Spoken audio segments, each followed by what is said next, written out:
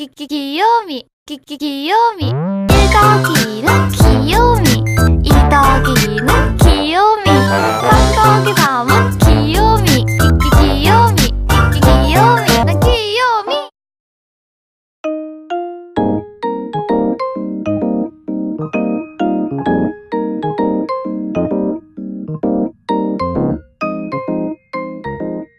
안녕하세요, 김 PD입니다.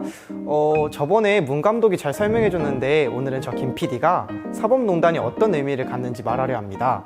열심히 공부했으니까 잘 들어주셨으면 좋겠습니다.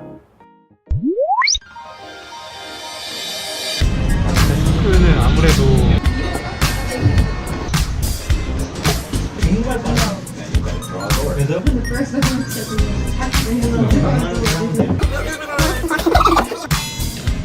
근데 너 말하고 있지 않았어? 있었지. 뭐지? 저번에 사법농단. 맞아. 저번에 사법거래 때문에 무관 피해자 생겼다 그랬잖아. 그래서 오늘 그 사람들 중 한 사례를 알려주려고 하는데 코레일 당시 철도청은 2004년에 KTX 승무원을 모집했어.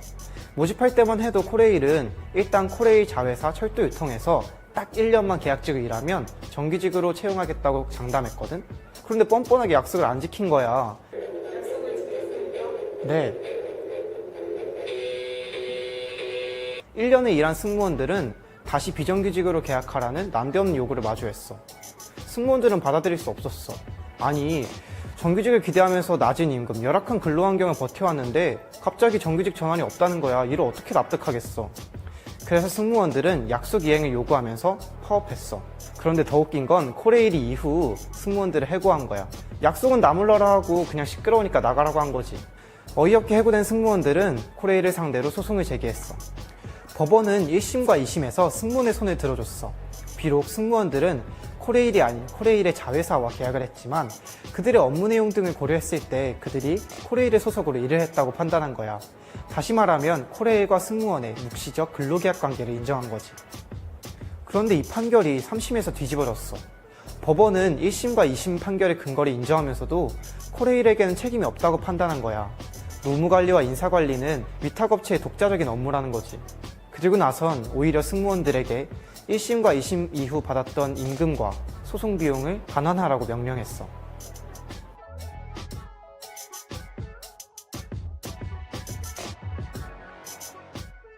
삼심 판결로 승무원들은 한순간에 1억 원 가까이 되는 큰 빚을 떠안았어. 이후 한 승무원은 자살이라는 안타까운 선택을 하기도 했어. 1심과 2심에서 승소하며 복직할 수 있다는 희망이 부풀었는데 3심 판결로 다시 절망에 빠진 거지. 그런데 재판 거래로 문제가 된 문건에서 KTX 여승무원 재판 관련 내용이 등장한다? 승무원들에겐 그들의 생계, 그들의 직장이 달린 재판이었는데 그 재판이 대법원의 이익을 위해 이용됐다는 거야. 물론 대법원이 승무원들의 재판에 직접 개입해 판결에 영향을 미쳤다는 건 아직 밝혀지지 않았어. 하지만 대법원이 그들의 목적을 위해 재판을 도구로 보았다는 것은 확실해. 상상도 못할 일이지. 법치국가에서 법원이 정의가 아닌 이익을 쫓았다는 것. 그 과정에서 무고한 피해자가 발생했고 심지어는 누군가 스스로 목숨을 끊었다는 것. 도무지 납득할 수도 이해할 수도 없어.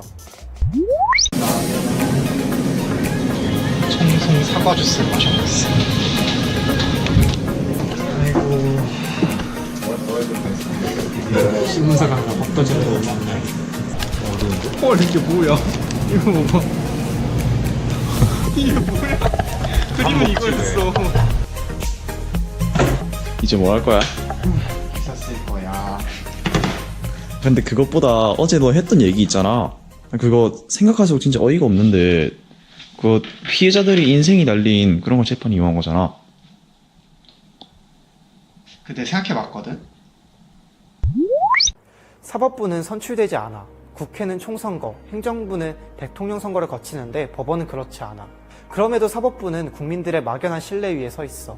국민들이 직접 손으로 뽑은 사람들은 아니지만 법관들이 그 똑똑한 머리로 양심에 따라 정의를 구현할 거라 믿는 거지. 행정부와 국회가 잘못하더라도 법원이 그것을 바로잡을 거라 기대하면서 말이야. 그렇기 때문에 법원을 최후의 보루라고 이야기하기도 해. 하지만 이런 신뢰가 완전히 깨졌어. 가장 똑똑한 사람들이 가장 유치하고 가장 추악하게 일을 하고 있다는 게 밝혀진 거야. 이제 판결에 믿지 못하는 사람들이 점점 늘어날 거야. 아주 심각한 일이지. 모두 법원이 초래한 일이기도 하고.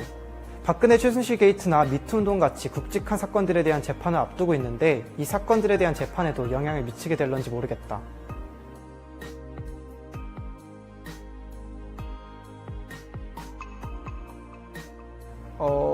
일각에서는 이 사건을 사법농단이라고 부르는 것 자체에 반감을 표하기도 해.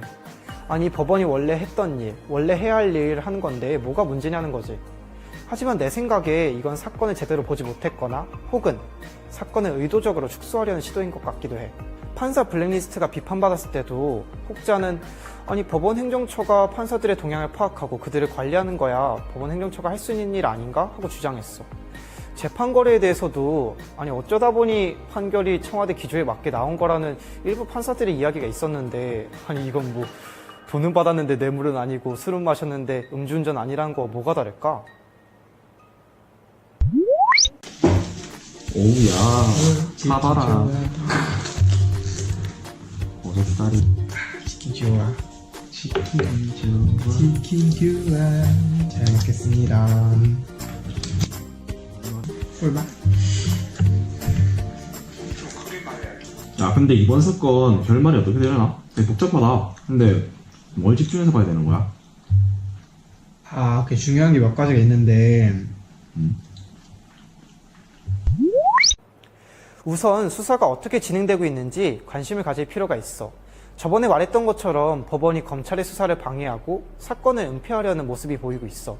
이 상황을 깰 방법은 우리가 관심을 갖고 지지를 보내주는 거야. 물론 검찰이 잘못된 수사를 하고 있다면 비판을 하는 게 맞아. 하지만 반대로 법원이 불합리하게 검찰의 수사를 막고 있다면 이 또한 비판해야 해. 법원이 무조건적으로 영장을 기각하고 있는 건 아닌지 혹은 자료를 다 지운 뒤에야 영장을 발부하는 건 아닌지 감시할 필요가 있다고. 잘못한 사람이 누구인지 잘 살펴볼 필요가 있어. 최근 언론은 임종원 전 차장을 주요 인사로 꼽고 이에 대해 집중 보도를 하고 있는데 임종원 전 차장 윗선에 대한 조사도 필요해. 박병대 전 차장이나 양승태 전 대법원장에 대한 혐의도 밝혀내야지 임종원 전 차장에서 꼬리자르기식 결론이 나오면 안 된다고 생각해.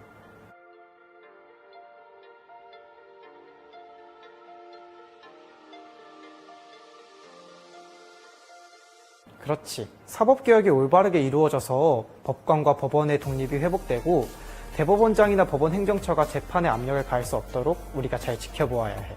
그동안은 판사들이 똑똑한 사람이니까 알아서 잘 하겠지라고 생각하면서 사법부를 그들만의 세상으로 남겨놓았는데 이제는 그들이 국민을 위해 잘 일하는지 감시할 때가 온 거야.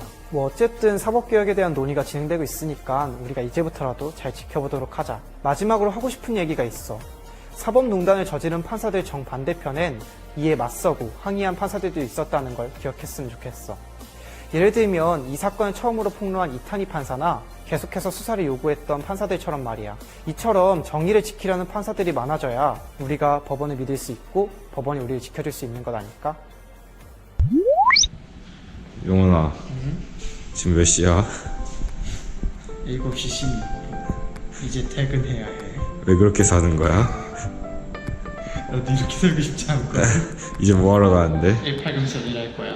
18금설 만세! 영상 잘 보셨으면 구독과 좋아요 꼭 부탁드려요. 댓글도 많이 달아주세요.